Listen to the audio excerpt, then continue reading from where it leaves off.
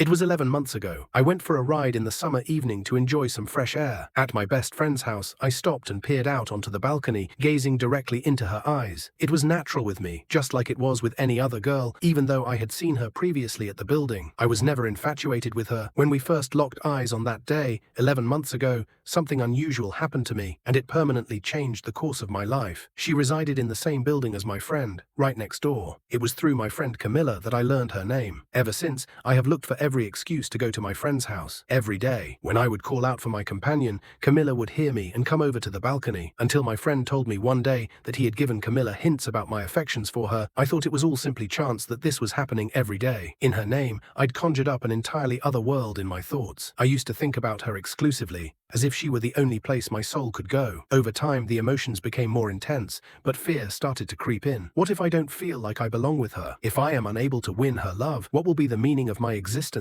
My entire being, my heart, my soul, my mind, had been devoted to her, and the thought of losing her alone filled me with a plethora of anxieties. When she sent me a chocolate and an apology for calling me a cockroach earlier, all of my questions were answered. My happiness that day was unbounded. I cherished the fact that she has fallen in love with me. Then, on a lot of days, I would be unable to get to my friend's house, and when I did, she would never show up. However, Camila used to gaze at me non-stop whenever I turned around to leave my friend's building, and I had the feeling that she did not love me. I would be angry all day for merely a glimpse of her sight, but seeing her in the evening made me joyful all the way around. Every time I see her, I get a new surge of energy. That's the power of love. But I was itching to talk to her today. I would be attending college in a different state for the next 6 months. I was mistaken when I thought there would be no difference at times.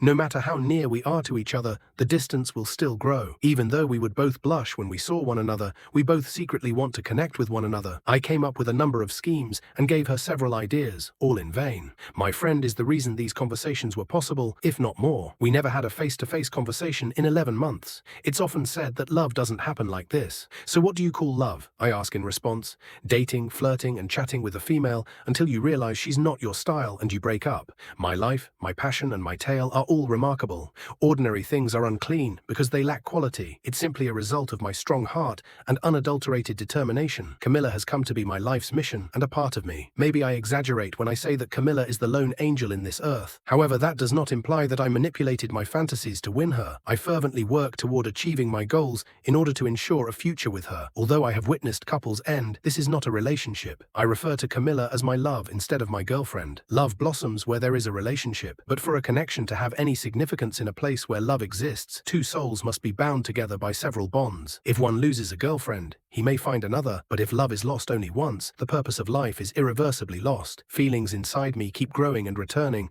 as though I only met Camila 11 days ago instead of 11 months ago. I make sure to preserve my love as new, lively, and fresh for all eternity. I apologize, but I was never able to tell her this in person. My heart's confessions, written down on innumerable pages, none of which were ever read. Putting hopes aside, the only thing I could say right now is, Camila, I know you are reading this, and I just wanted to say, I love you.